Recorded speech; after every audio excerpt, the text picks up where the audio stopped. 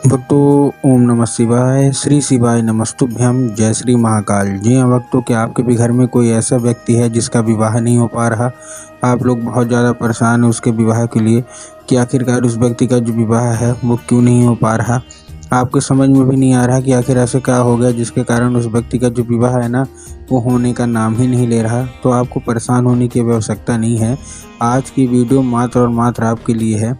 आज जो मैं आपको उपाय बताने वाला हूँ, अगर आपने ध्यान से उसको सुन के और अच्छे तरीके से कर लिया तो अवश्य रूप से आपके घर का जो कोई भी व्यक्ति है ना उसका विवाह होगा ही होगा।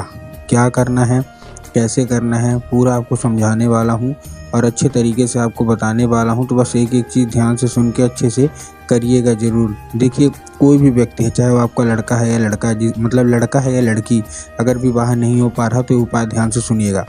देखिए, आपको भी पता है कि जो पूज्य गुरुदेव की कथा होती है ना उसमें लाखों की भीड़ आती है। कैसे भीड़ आती है? लाखों की भीड़ आती है। और जब गुरुदेव की कथा में लाखों की भीड़ आती है तो वहाँ ज़्यादातर जो भक्त होते हैं वो क्या करते हैं, पत्र के द्वारा अपनी इच्छा, अपनी मनोकामना जो है वो गुरुदेव तक पहुँचाते हैं। तभी गुरुदेव की कथा चल रही थी, आज से 4 से 5 महीना पहले की बात है। गुरुदेव की कथा चल रही थी और गुरुदेव की कथा में लाखों की भीड़ आई।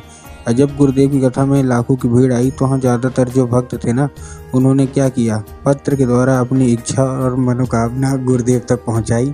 अब जब गुरुदेव के पास पत्र पहुँचा और गुरुदेव ने पत्र पढ़ा तो वहाँ गुरुदेव ने देखा कि ज़्यादातर जो भक्त हैं उनकी क्या है, केवल एक ही इच्छा और एक ही मनोकामना है कि गुरुदेव, हमारे घर का एक व्यक्ति है, ठीक ना, उसका विवाह नहीं हो पा रहा। हम लोग बहुत ज़्यादा परेशान हैं कि उसका जो विवाह है वो हो जाए, लेकिन कोई न कोई मतलब दिक्कत समस्या आ रही है और उसका विवाह होते होते रह जा रहा है। कृपया करके कोई उपाय बता दें। उसका जो उम्र है वो भी धीरे धीरे करके गुजरती जा रही है। कोई 30 साल का हो गया है, कोई 35 साल का हो गया है, यहाँ तक कि 40 साल तक के भी हो गए हैं, लेकिन विवाह होने का नाम ही नहीं ले रहा। कृपया करके कोई उपाय बताएं। अब जब गुरुदेव ने ये देखा तब गुरुदेव ने 2 से 3 उपाय बताए और कहा केवल और केवल ये उपाय कर लेना, तुम्हारे घर का जो कोई भी व्यक्ति है, जो कोई भी सदस्य है जिसका भी विवाह नहीं हो रहा, अवश्य रूप से उसका जो विवाह है वो होगा ही होगा। अब जब गुरुदेव ने उपाय बताया तो लोगों ने जा जाके इस उपाय को घर में करना शुरू कर दिया। अब जैसे ही लोगों ने जा जाके इस उपाय को घर में करना शुरू कर दिया, वही लोग गुरुदेव की कथा में मात्र 1 से 1.5 महीने के बाद वापस आए। अब जब वही लोग गुरुदेव की कथा में वापस आए तो उन्होंने क्या किया, फिर से एक बार गुरुदेव को पत्र लिखा। लेकिन ये वाला जो पत्र था ये गुरुदेव को धन्यवाद के रूप में पत्र था कि गुरुदेव धन्य हो आपका, आपके द्वारा बताया गया उपाय हमने कर लिया है, हमारी सारी इच्छा मनोकामना पूरी हो गई है। हमारे घर का जो व्यक्ति था जिसका विवाह नहीं हो पा रहा था ना उसका विवाह भी पक्का हो गया है। आपका कोटि कोटि धन्यवाद। और ये केवल और केवल आपके द्वारा बताया गया उपाय के कारण हुआ है। तो देखिए, जो लोग भी मेरी आवाज़ अभी सुन रहे हैं ना, अगर आपको भी जानना है कि आखिर ऐसा कौन सा उपाय है जिसको करने मात्र से इच्छा मनोकामना पूरी हो जाती है, तो चलिए हम बताते हैं आपको आज की इस वीडियो के माध्यम से कि आपको करना क्या है। लेकिन उसके पहले चैनल पर अगर पहली बार आए हैं और आवाज़ मेरी पहली बार सुन रहे हैं तो वीडियो कर दें लाइक और चैनल को भी कर लें सब्सक्राइब, ताकि पूजनीय पंडित प्रदीप जी मिश्रा के रोज़ नए नए उपाय जो कि मैं उनकी कथा से सुनता हूँ, श्रवण करता हूँ, सबसे पहले मैं आपको प्राप्त करा सकूँ। तो देखिए, जो हमारा सबसे पहला उपाय है, इस उपाय में आपको लेना क्या है, इस उपाय में आपको लेना है केवल और केवल, सबसे पहली बात मैं आपको बताऊं तो इस उपाय में आपको लेना है 3 काली मिर्च और 1 धतूरा। क्या क्या लेना है? 3 काली मिर्च लेना है और 1 धतूरा लेना है। अब काली मिर्च और काली तिल में ना बहुत सारे लोग कंफ्यूज होते हैं कि काली तिल क्या है, काली मिर्च क्या है, हमको थोड़ा साफ साफ बताइए कि लेना क्या है। तब गुरुदेव ने साफ साफ बताया कि आपको क्या ही लेना है, काली मिर्च ही लेना है। ठीक, अब काली मिर्च ले लिया आपने, काली मिर्च के साथ साथ आपको 1 धतूरा चाहिए, धतूरा भी ले लिया। अब धतूरा लेने के बाद आपको करना क्या है, जैसे आपने धतूरा लिया, धतूरा लेने के बाद आपको क्या करना है, पहुंच जाना है सीधा शिव मंदिर। अब जैसे ही आपका मतलब जो भी व्यक्ति है जिसका भी विवाह नहीं हो रहा वो शिव मंदिर पहुंचेगा। शिव मंदिर पहुंचने के बाद आपको क्या करना है, दक्षिण दिशा में खड़े होना है और उत्तर की ओर अपना चेहरा कर लेना है। अब देखिए, दक्षिण और उत्तर में ना बहुत सारे लोग कंफ्यूज होते हैं कि दक्षिण क्या है, उत्तर क्या है, हमको थोड़ा साफ साफ बताइए। तब गुरुदेव ने साफ साफ बताया है कि आप जिस भी शिव मंदिर जा रहे हैं उस शिव मंदिर का जिधर साइड जलाधारी होगा आपको अपना चेहरा उधर साइड करके खड़े हो जाना है। ठीक, खड़े हो गए। खड़े होने के बाद आपको एक नाम लेके, कौन सा, महादेव का बहुत ही सुंदर सा नाम है श्रम्भेश्वर महादेव।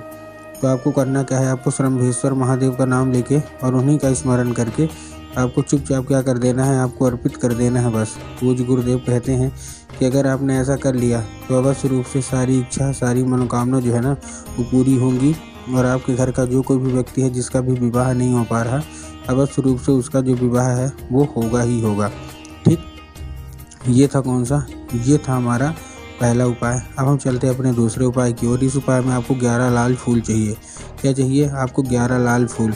अब जब 11 लाल फूल लेंगे आप, तब आपको ध्यान रखना है कि जो फूल है वो कहीं से भी कटा फटा या खंडित नहीं होना चाहिए, कहीं से भी खराब बिल्कुल भी नहीं होना चाहिए। ठीक, बहुत सारे लोग फूल में ये भी गलती करते हैं कि वो एक किस्म का फूल ले लेते हैं। एक किस्म का फूल का मतलब क्या है कि अगर वो गुलाब का ले रहे हैं फूल तो केवल केवल गुलाब का ही लेंगे, अगर वो गुड़हल का फूल ले रहे हैं तो केवल केवल गुड़हल का ही लेंगे। ऐसा आपको नहीं करना। आपको क्या करना है, मतलब देखिए मैंने आपको बताया ना, अलग अलग बिल्कुल भी नहीं लेना है कि 2 फूल गुलाब के ले लिए, 3 फूल गुड़हल के ले लिए। जो भी फूल ले रहे हैं इकट्ठा लीजिए, गुलाब के तो गुलाब के, गुड़हल के तो गुड़हल के। और लेने के बाद आपको पहुंच जाना है कहाँ? सीधा सीधा शिव मंदिर। अब शिव मंदिर पहुंच गए। शिव मंदिर पहुंचने के बाद आपके दिमाग में आया होगा कि जाएंगे और जाके बाबा भोलेनाथ के ऊपर चुपचाप अर्पित करके मनोकामना मांग लेंगे। ये ऐसा नहीं करना। आपको क्या करना है, आपको माता शोक सुंदरी के ऊपर अर्पित करना है। अब देखिए, जिसको पता है कि माता शोक सुंदरी की जगह कहाँ होती है उनका तो ठीक, लेकिन बहुत सारे ऐसे लोग हैं जिनको यही नहीं पता कि माता शोक सुंदरी की जगह होती कहाँ है। तब गुरुदेव ने बताया जो जलाधारी है, जलाधारी के बिल्कुल बीचों बीच, कहाँ? जलाधारी के बिल्कुल बीचों बीच किसकी जगह होती है? माता शोक सुंदरी की। तो आपको क्या करना है, माता शोक सुंदरी की जगह पे आपको चुपचाप से क्या कर देना है, आपको अर्पित कर देना है बस। पूज्य गुरुदेव कहते हैं कि अगर आपने माता शोक सुंदरी वाली जगह में अर्पित कर दिया ना, तो अवश्य रूप से मनोकामना इच्छा पूरी होगी ही होगी। ठीक, ये था कौन सा हमारा? ये था दूसरा उपाय। अब हम चलते हैं अपने तीसरे और आखिरी उपाय की ओर। अब जो तीसरा और आखिरी उपाय है हमारा, इस उपाय में देखिए आपको करना क्या है। जो तीसरा और आखिरी उपाय है, इस उपाय में आपको लेना क्या है, इस उपाय में आपको केवल और केवल जो चाहिए वो चाहिए आपको लाल चंदन, और लाल चंदन लेके पहुंच जाना है कहाँ? सीधा सीधा शिव मंदिर। अब जैसे आप शिव मंदिर पहुंचेंगे, शिव मंदिर पहुंचने के बाद आपको करना क्या है, आप माता शोक सुंदरी वाली जगह में अपने दाहिने हाथ की कोई भी एक उंगली से, मतलब राइट हैंड की कोई भी एक उंगली से आपको क्या करना है, 3 बार बिंदी के रूप में टीका लगा देना है। ठीक, 3 बार बिंदी के रूप में टीका लगा दिया। अब जब आप 3 बार बिंदी के रूप में टीका लगाएंगे तो आपको क्या करना है, उसको औषधि के रूप में मांगना है कि माता कृपया करके हमको इसको औषधि के रूप में प्रदान करिए। अब क्या होगा, अब वो औषधि का रूप ले लेगा। ठीक, औषधि का रूप ले लिया। अब औषधि का रूप लेने के बाद आपको करना क्या है, 5 मिनट तक आप खड़े रहिए, फिर आपको वही उंगली लेके चुपचाप घर आ जाना है। घर आने के बाद जहाँ आप लोग सोते हैं जिधर साइड, और जिधर साइड जिस कमरे में जिधर साइड सर करके सोते हैं, उधर साइड की जो दीवार होगी ना, उसी दीवार में आपको क्या करना है, उसी दीवार में आपको वो लगा देना। पूज्य गुरुदेव कहता हूँ चंदन के जरिए स्वयं माता शोक सुंदरी आपके घर में प्रवेश कर जाती हैं।